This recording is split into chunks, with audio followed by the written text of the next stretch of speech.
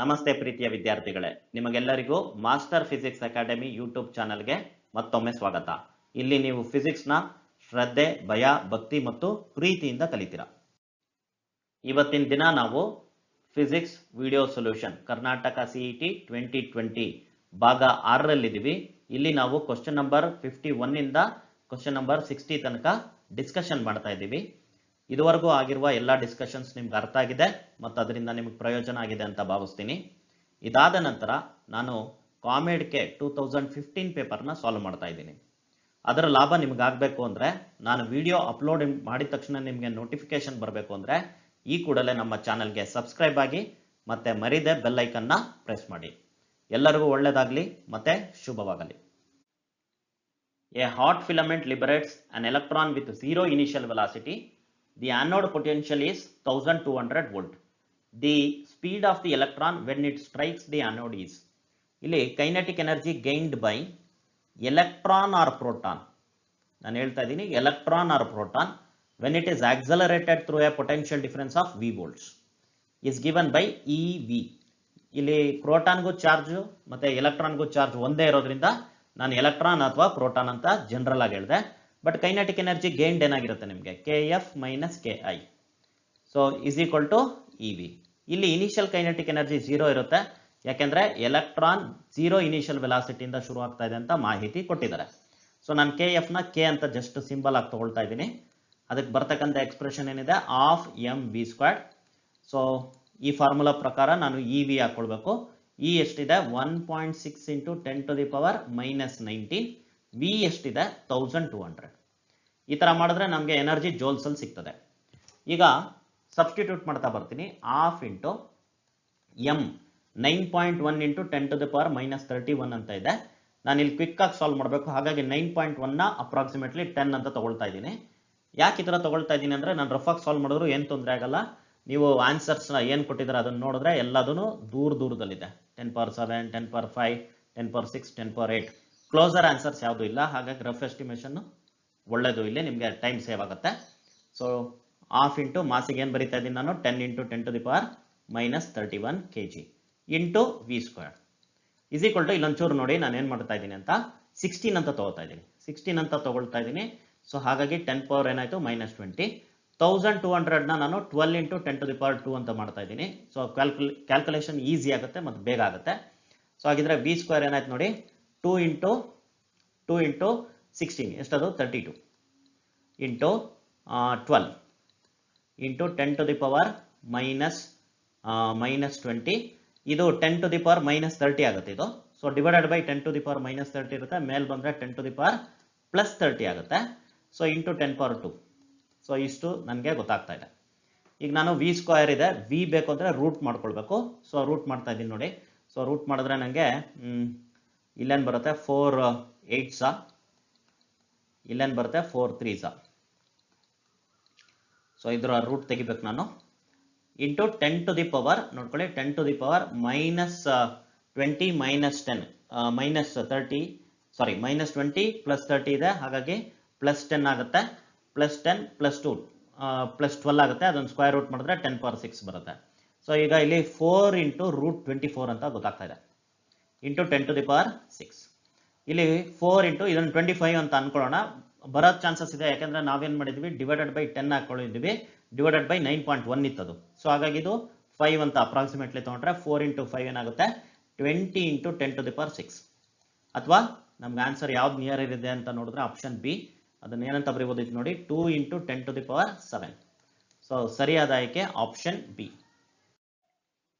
A metal rod of length 10 cm and a rectangular cross section of 1 cm into ½ cm is connected to a battery across opposite phases.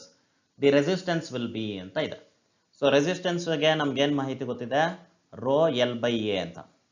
So ಇಲ್ಲಿ options ಓದ್ಕೊಳ್ತಾ ಹೋದ್ರೆ ನಿಮಗೆ maximum ಯಾವಾಗ ಅಂತ ಪ್ರಶ್ನೆ ಮಾಡ್ತಾ ಇದ್ದಾರೆ. ಯಾವಾಗ ಮ್ಯಾಕ್ಸಿಮಮ್ ಆಗುತ್ತೆ, ಲೆಂತ್ ಮತ್ತೆ ಏರಿಯಾ ಏನು ರೇಷಿಯೋ ಇದೆ L/A ಅದು ಮ್ಯಾಕ್ಸಿಮಮ್ ಬರಬೇಕು. ಸೊ L/A ಯಾವಾಗ ಮ್ಯಾಕ್ಸಿಮಮ್ ಬರುತ್ತೋ ಆವಾಗ ರೆಸಿಸ್ಟೆನ್ಸ್ ಕೂಡ ಮ್ಯಾಕ್ಸಿಮಮ್ ಆಗುತ್ತೆ. ಅದನ್ನ ಚೆಕ್ ಮಾಡ್ತಾ ಹೋಗ್ತೀನಿ ನಾನು. ಮೊದಲನೇ ಆಪ್ಷನ್ ಅಲ್ಲಿ ಏನಿದೆ ನೋಡಿ, 10 cm × ½ cm ಫೇಸಸ್ ನಡುವೆ ನಾನು ಬ್ಯಾಟ್ರಿ ಕನೆಕ್ಟ್ ಮಾಡಿದ್ರೆ, okay 10 cm × ½ cm. So area of cross section ನನಗೆ 10 ಇಂಟು ಹಾಫ್ ಆಯಿತು. 10 ಇಂಟು ಹಾಫ್ ಅಂದರೆ 5 ಸೆಂಟಿಮೀಟರ್ ಸ್ಕ್ವೇರ್ ಏರಿಯಾ. ಮತ್ತು ಲೆಂತ್ ಏನಾಗುತ್ತೆ ಇಲ್ಲಿ, length is equal to 1 centimetre. So ಇಲ್ಲಿ ಏನಾಗುತ್ತೆ ಈ ಕೇಸಲ್ಲಿ ಆಪ್ಷನ್ ಎ ಇದು ನಾನು ಬರಿತಾ ಇದ್ದೀನಿ. ಸೊ ಎಲ್ ಬೈ ಎ ಮಾಡಿದ್ರೆ ನನಗೆ 1/5 ಬರ್ತಾ ಇದೆ. ಸೊ ಆಪ್ಷನ್ ಬಿಗೆ ಬರ್ತೀನಿ ನಾನು. ಆಪ್ಷನ್ ಬಿ ನಲ್ಲಿ ನೋಡ್ಕೊಳ್ಳಿ, maximum when the battery is connected across 10 centimetre into 1 centimetre face ಅಂತ ಇದೆ. ಸೊ ಅವಾಗ ನಿಮಗೆ ಏರಿಯಾ ಆಫ್ ಕ್ರಾಸ್ ಸೆಕ್ಷನ್ ಏನಾಗುತ್ತೆ 10 ಸೆಂಟಿಮೀಟರ್ ಇಂಟು 1 ಸೆಂಟಿಮೀಟರ್ ಅಂದರೆ 10 centimetre square.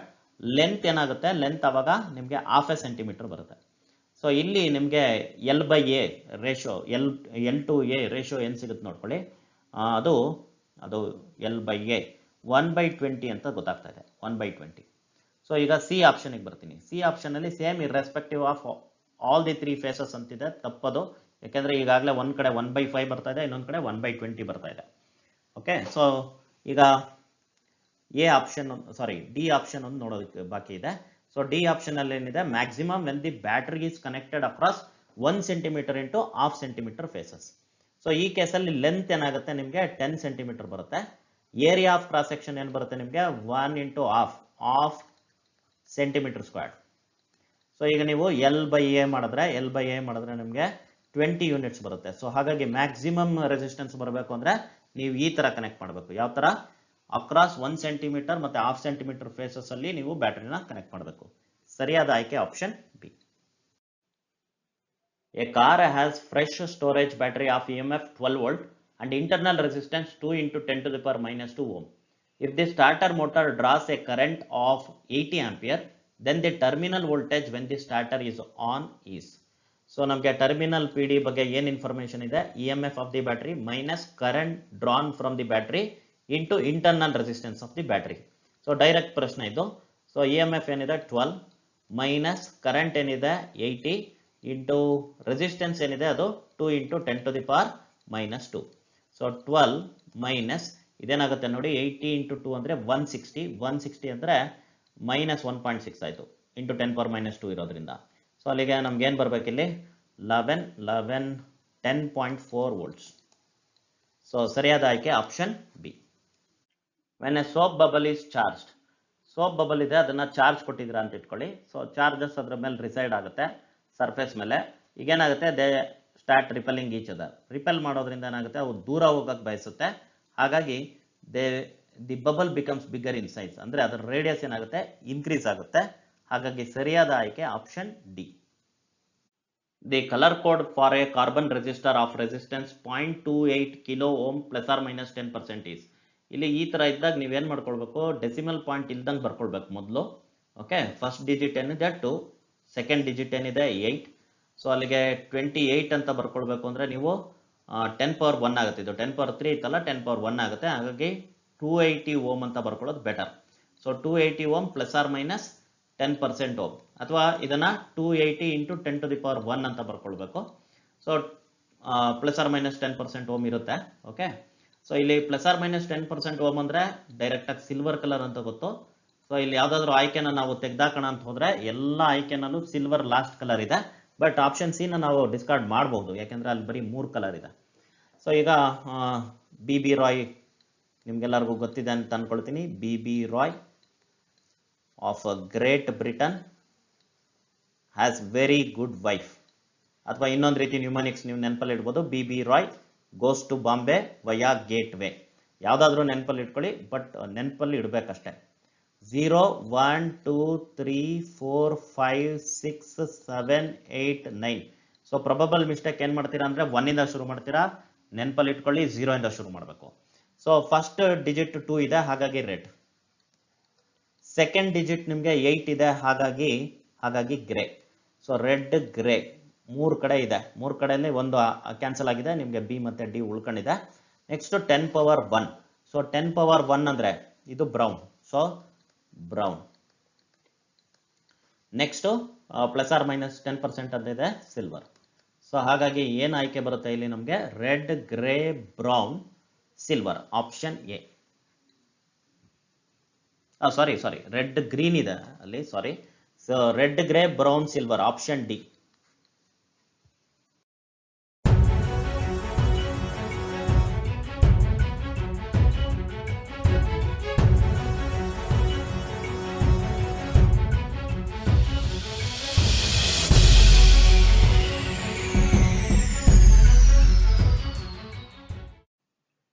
each resistance in the given cubical network has resistance of 1 ohm and equivalent resistance between A and B is.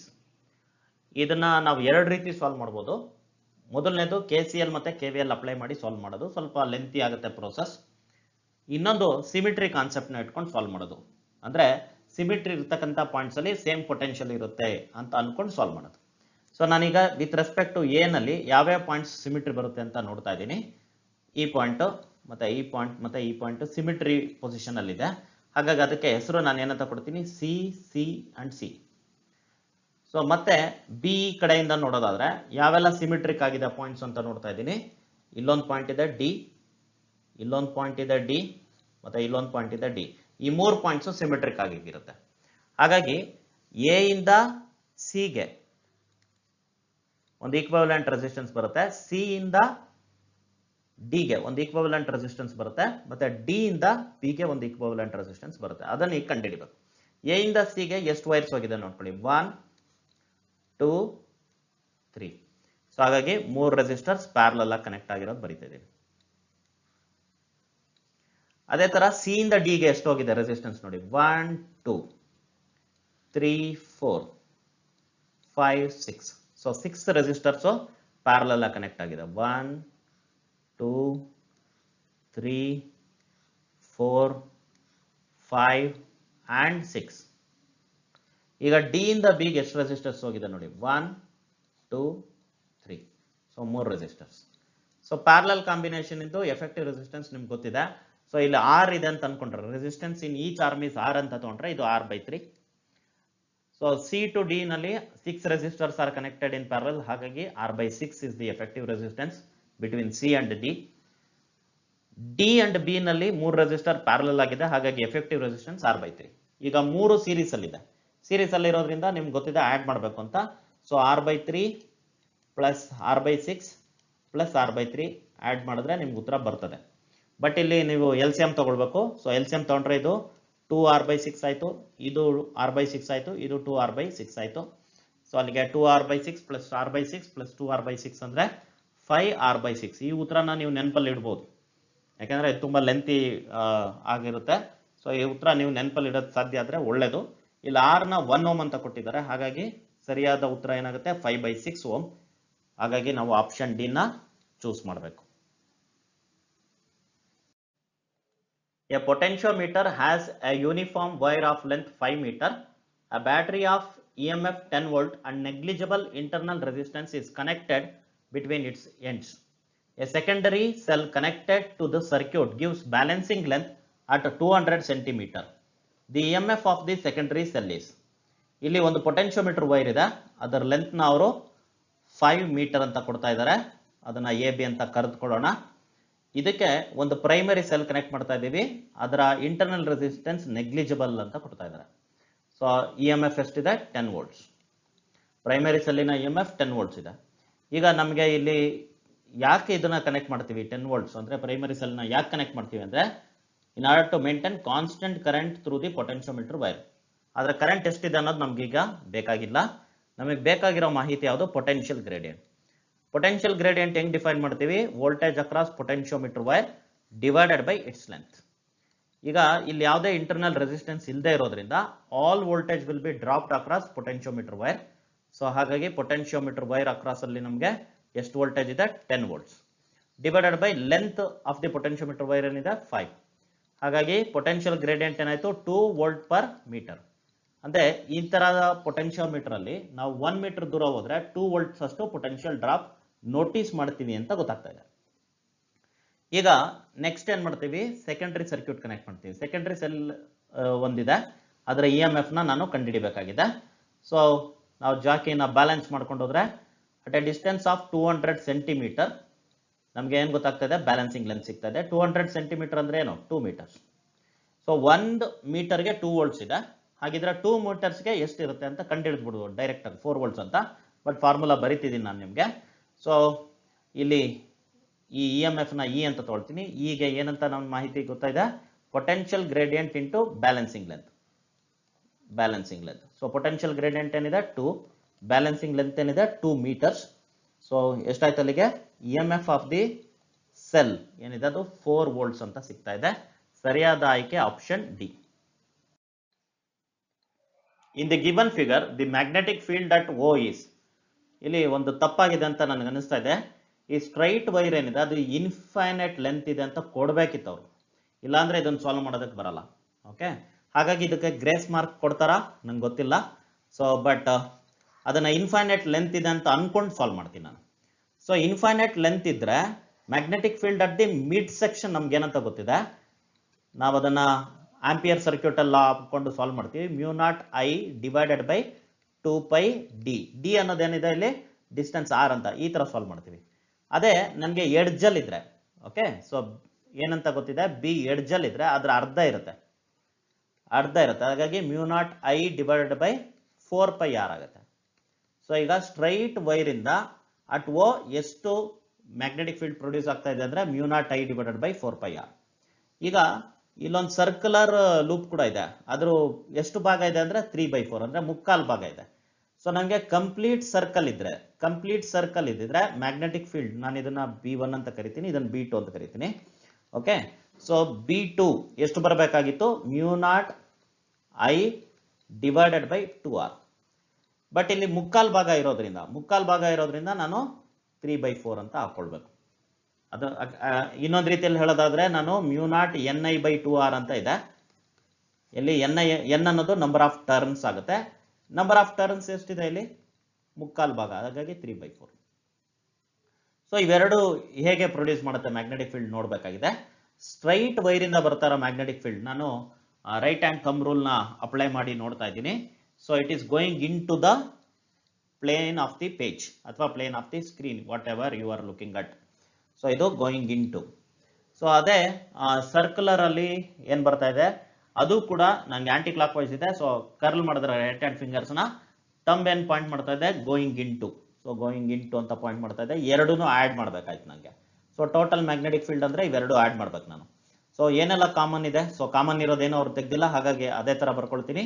Mu naught I divided by, ಇದು ಮೊದಲು ಅವರು ಇದ್ರದ್ದು ತಗೊಂಡಿದ್ದಾರೆ, ಯಾವುದು circle ಇಂದು, ಅದು ಹಾಗಾಗಿ ನಾನು ಅದೇ ತಗೊಂಡ್ಬಿಡ್ತೀನಿ. 3/8 ಆಗುತ್ತೆ. 3/8 mu naught I by R. So ಅಲ್ಲಿ ಸ್ಮಾಲ್ ಆರ್ ಇದೆ, ಇಲ್ಲಿ ಕ್ಯಾಪಿಟಲ್ ಆರ್ ಬರೀತಾ ಇದ್ದೀನಿ, ನಮಗೆ ಅರ್ಥ ಆದ್ರೆ ಸಾಕಿಲ್ಲಿ. ಸೊ ಇನ್ನೊಂದೇನಿದೆ mu naught I divided by 4π R. So ಇದೆಲ್ಲಿದೆ ಅಂತ ನೋಡ್ಕೊಳ್ಬೇಕಾಗಿದೆ ನಾವು. ಸೊ 3/8 ಎರಡು ಕಡೆ ಇದೆ, ಸೊ ಬಿ ಮತ್ತೆ ಸಿ ನಲ್ಲಿ. So 3/8 mu naught I by R minus ಇದೆ ಇಲ್ಲಿ. ಸೊ ನಮಗೆ ಬೇಕಾಗಿದ್ದು ಪ್ಲಸ್, ಹಾಗಾಗಿ ಆಪ್ಷನ್ ಬಿ ಸರಿಯಾದ ಆಯ್ಕೆ. The magnetic field at the origin due to a current element IDL placed at a point with vector position R is. ಇಲ್ಲಿ ನಾನು ಒಂದು ಸ್ಪೇಷಿಯಲ್ ಕೋಆರ್ಡಿನೇಟ್ ಸಿಸ್ಟಮ್ ನ ಫಿಕ್ಸ್ ಮಾಡ್ಕೊಂಡ್ಬಿಡ್ತೀನಿ. ಸೊ ಇದು ಎಕ್ಸ್ ಆಕ್ಸಿಸ್ ಅಥವಾ Y Axis ತಗೊಳ್ಳಿ, ಇದು ಎಕ್ಸ್ ಆಕ್ಸಿಸ್ ಯೂಶಲ್ ಆಗಿ ಈ ತರ ತಗೊಳ್ತೀವಿ, ಇದು ಝೆಡ್ ಆಕ್ಸಿಸ್. ಸೊ ಈಗ ಕರೆಂಟ್ ಎಲಿಮೆಂಟ್ ಎಲ್ಲಿದೆ, at some distance position is given as ಏನಂತ, ಆರ್. ಸೊ ಈಗ ದಿಸ್ ಇಸ್ ಆರ್, ಇದು position vector of the current element. So ನಮಗೆ ಇದು ಇವರು ಬೇಕು ಅಂತ ಕನ್ಫ್ಯೂಸ್ ಮಾಡೋದಕ್ಕೋಸ್ಕರನೇ ಈ ತರ ಕೊಟ್ಟಿದ್ದಾರೆ. ನಮಗೆ ಬಯೋಟ್ ಸಾವರ್ಟ್ಸ್ ಲಾ ನಲ್ಲಿ ನಾವೇನ್ ಮಾಡ್ತೀವಿ, ಕರೆಂಟ್ ಎಲಿಮೆಂಟ್ ನ ಆರಿಜಿನ್ ಅಲ್ಲಿ ಇಟ್ಕೊಳ್ತೀವಿ, ಮತ್ತೆ ಪಾಯಿಂಟ್ ಪಿ ಏನಿದೆ ಅದು ಪೊಸಿಷನ್ ವೆಕ್ಟರ್ ಆರ್ ಇದೆ ಅಂತ ಹೇಳ್ತೀವಿ. ಸೊ ಅವಾಗ ನಮ್ಗೆ ಏನ್ ಬರ್ತದೆ, ಇದು ಯಾವುದು ಬಯೋಟ್ ಸಾವರ್ಟ್ ಲಾ ಅಪ್ಲೈ ಮಾಡಿದ್ರೆ magnetic field at that position ಏನಂತ ಗೊತ್ತಿದೆ ನಮಗೆ, mu naught by 4π into IDL cross R divided by R cube. ಇದು ವೆಕ್ಟರ್ ಫಾರ್ಮ್. ಸೊ ಈಗ ಉಲ್ಟಾ ಆಗ್ಬಿಟ್ಟಿದೆ. ಈಗ ನಮಗೆ ಪೊಸಿಷನ್ ವೆಕ್ಟರ್ ಆಫ್ ಓ ಅಂದ್ರೆ point where we need to calculate magnetic field, ಅದೇನಾಗುತ್ತೆ, ಇಲ್ಲಿಂದ ಹಿಂಗ್ ತಗೊಂಡ್ರೆ ನಂಗೆ ಮೈನಸ್ ಆರ್ ಆಗ್ಬಿಡುತ್ತೆ. ಸೊ ಹಾಗಾಗಿ ಇಲ್ಲಿ ನಾನು ಮೈನಸ್ ಆರ್ ತಗೊಳ್ಬೇಕು. D B is equal to mu naught by 4π minus IDL cross R cap divided by R cube. So ನಮಗೆ ಕ್ರಾಸ್ ಪ್ರಾಡಕ್ಟ್ ಕಮ್ಯುಟೇಟಿವ್ ಅಲ್ಲ ಅಂತ ಗೊತ್ತಿದೆ, ಹಾಗಾಗಿ ನಾನು ಮೈನಸ್ IDL ಕ್ರಾಸ್ ಆರ್ ನ ಏನಂತ ಬರೀಬಹುದು, ಫೈನಲ್ ಆಗಿ ಈ ತರ ಬರೀಬಹುದು ನೋಡಿ, magnetic field due to this current element at the origin ಏನಾಗ್ತಾ ಇದೆ ಕೊನೆಗೆ mu naught by 4π. So minus IDL cross R ನ ನಾನು ಆರ್ ಕ್ರಾಸ್ IDL ಅಂತ ಬರೀಬಹುದು. since what we know that A cross B is equal to minus B cross A. ಈ property of cross product ನಮಗೆ ಗೊತ್ತಿದೆ. So divided by R cube. So ಈ ಆಯ್ಕೆ ಎಲ್ಲಿದೆ ಅಂತ ನೋಡಬೇಕು. Mu naught I by 4 π mu naught ಐನ ಅವರು ಹೊರಗಡೆ ತಗೊಂಡಿದ್ದಾರೆ ಇಲ್ಲಿ. So mu naught I by 4 π R cross D L ಇರಬೇಕು, ಜೊತೆಗೆ ಆರ್ ಕ್ಯೂಬ್ ಇರಬೇಕು, divided by R cube. So ಸರಿಯಾದ ಆಯ್ಕೆ ಆಪ್ಷನ್ ಎ.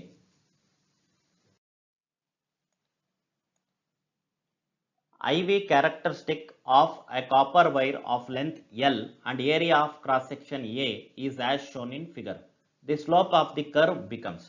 ಇಲ್ಲಿ ಮೊದಲಿಗೆ ಸ್ಲೋಪ್ ಏನು, ಅಲ್ಲಿ ಆಪ್ಷನ್ಸ್ ನೋಡಿದ್ದೀನಿ ನಾನು. ಆಪ್ಷನ್ಸ್ ಏನಂತ ಇದೆ, ಮೋರ್ ಲೆಸ್ ಅಂತ ಅಂದ್ರೆ ಯಾವಾಗ ಮೋರ್ ಆಗುತ್ತೆ ಯಾವಾಗ ಲೆಸ್ ಆಗುತ್ತೆ ಅಂತ.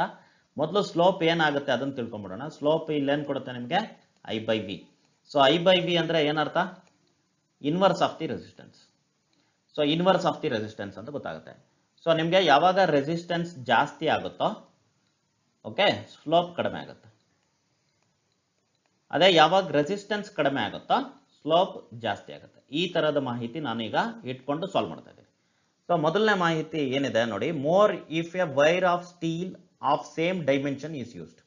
ಸೊ ಸ್ಟೀಲಿಗೆ ರೆಸಿಸ್ಟೆನ್ಸ್ ಜಾಸ್ತಿ ಕಾಪರ್ಗಿಂತ, ಹಾಗಾಗಿ ಮೊದಲನೇ ಆಪ್ಷನ್ ನಾನು ಹೋದ್ರೆ ರೆಸಿಸ್ಟೆನ್ಸ್ ಜಾಸ್ತಿ ಆಯ್ತು, ಹಾಗಾಗಿ ಏನಾಗಬೇಕು, ಸ್ಲೋಪ್ ಕಡಿಮೆ ಆಗಬೇಕು. ಹಾಗಾಗಿ ಈ ಆಯ್ಕೆ ತಪ್ಪಾಯ್ತು. Less if the area of the wire is increased. So option B ನಲ್ಲಿ ಏರಿಯಾನ ಅವ್ರು ಏನ್ ಮಾಡ್ತಾ ಇದ್ದಾರೆ, ಇನ್ಕ್ರೀಸ್ ಮಾಡ್ತಾ ಇದ್ದಾರೆ. ಸೊ ನಮಗೆ ರೆಸಿಸ್ಟೆನ್ಸ್ ಏನಾಗುತ್ತೆ, resistance is equal to rho L by A ಅಂತ ಗೊತ್ತಿದೆ. ಸೊ ಎ ಇನ್ಕ್ರೀಸ್ ಮಾಡಿದ ತಕ್ಷಣನೇ ನನಗೆ ರೆಸಿಸ್ಟೆನ್ಸ್ ಏನಾಗುತ್ತೆ, ಡಿಕ್ರೀಸ್ ಆಗುತ್ತೆ. ರೆಸಿಸ್ಟೆನ್ಸ್ ಡಿಕ್ರೀಸ್ ಆದ್ರೆ ನಿಜವಾಗ್ಲೂ ಏನಾಗ್ತಾ ಇದೆ, ಸ್ಲೋಪ್ ಇನ್ಕ್ರೀಸ್ ಆಗ್ತಾ ಇದೆ. ಬಟ್ ಇವರು ಲೆಸ್ ಅಂತ ಹೇಳ್ತಾ ಇದ್ದಾರೆ. ಸ್ಲೋಪ್ ಇನ್ಕ್ರೀಸ್ ಆಗ್ತಾ ಇದೆ, ಬಟ್ ಇವರು ಲೆಸ್ ಅಂತ ಹೇಳ್ತಾ ಇದ್ದಾರೆ, ಹಾಗಾಗಿ ಇದು ತಪ್ಪು. ಸಿ ಆಪ್ಷನ್ ಹೋಗೋಣ. Less if the length of the wire is increase. So ಈಗ ಲೆಂತ್ ಇನ್ಕ್ರೀಸ್ ಮಾಡಿದ್ರೆ ರೆಸಿಸ್ಟೆನ್ಸ್ ಇನ್ಕ್ರೀಸ್ ಆಗುತ್ತೆ. ಸೊ ಲೆಂತ್ ಇನ್ಕ್ರೀಸ್ ಮಾಡೋದ್ರಿಂದ ರೆಸಿಸ್ಟೆನ್ಸ್ ಇನ್ಕ್ರೀಸ್ ಆಯ್ತು. ಓಕೆ, ಇವ್ರೇನ್ ಹೇಳ್ತಾ ಇದ್ದಾರೆ, ಸ್ಲೋಪ್ ಡಿಕ್ರೀಸ್ ಆಗುತ್ತೆ ಅಂತ. ಹೌದು, ನಮ್ಗೆ ಗೊತ್ತಿರೋ ಮಾಹಿತಿ ಏನು, ರೆಸಿಸ್ಟೆನ್ಸ್ ಇನ್ಕ್ರೀಸ್ ಆದ್ರೆ ಸ್ಲೋಪ್ ಡಿಕ್ರೀಸ್ ಆಗ್ತಾ ಇದೆ. ಹಾಗಾಗಿ ಸರಿಯಾದ ಆಯ್ಕೆ option C. But let us check the option D also. More if experiment is performed at higher temperature. ನೋಡಿ ತುಂಬಾ ಚೆನ್ನಾಗಿದೆ ಈ ಕ್ವಶನ್. ಏನ್ ಫ್ರೇಮ್ ಮಾಡಿದ್ದಾರೆ, ಬಹಳ ಚೆನ್ನಾಗಿ ಫ್ರೇಮ್ ಮಾಡಿದ್ದಾರೆ. ರೆಸಿಸ್ಟೆನ್ಸ್ ಬಗ್ಗೆ ಎಲ್ಲಾ ಮಾಹಿತಿ ನಿಮ್ಗೆ ಗೊತ್ತಾಗಿರಬೇಕಾಗಿದೆ, ಗೊತ್ತಿದ್ರೆ ಸಾಲ್ವ್ ಮಾಡ್ತೀರಾ. ಸೊ ಟೆಂಪರೇಚರ್ ಜಾಸ್ತಿ ಮಾಡಿದ್ರೆ ರೆಸಿಸ್ಟೆನ್ಸ್ ಜಾಸ್ತಿ ಆಗುತ್ತೆ. ಕಂಡಕ್ಟರ್ ಅದು ಕಾಪರ್ ಅದು, ಹಾಗಾಗಿ ಜಾಸ್ತಿ ಆಗುತ್ತೆ. ಸೊ ರೆಸಿಸ್ಟೆನ್ಸ್ ಜಾಸ್ತಿ ಆದ್ರೆ ಸ್ಲೋಪ್ ಕಡಿಮೆ ಆಗಬೇಕು. ಬಟ್ ಇವ್ರೇನ್ ಹೇಳ್ತಾ ಇದ್ದಾರೆ, ಸ್ಲೋಪ್ ಕಡಿಮೆ ಆಗ್ತಲ್ಲ, ಮೋರ್ ಆಗುತ್ತೆ ಅಂತ ಹೇಳ್ತಾ ಇದ್ದಾರೆ. ಹಾಗಾಗಿ ಈ ಆಯ್ಕೆ ಕೂಡ ತಪ್ಪಿದೆ. ಸೊ ಸರಿಯಾದ ಆಯ್ಕೆ ಆಪ್ಷನ್ ಸಿ. ಮಕ್ಕಳೇ, check the description for key answers with questions of KCET Physics 2020 and also check the description for more educational videos for NEET, JEE, KCET and COMEDK and many more. Thank you.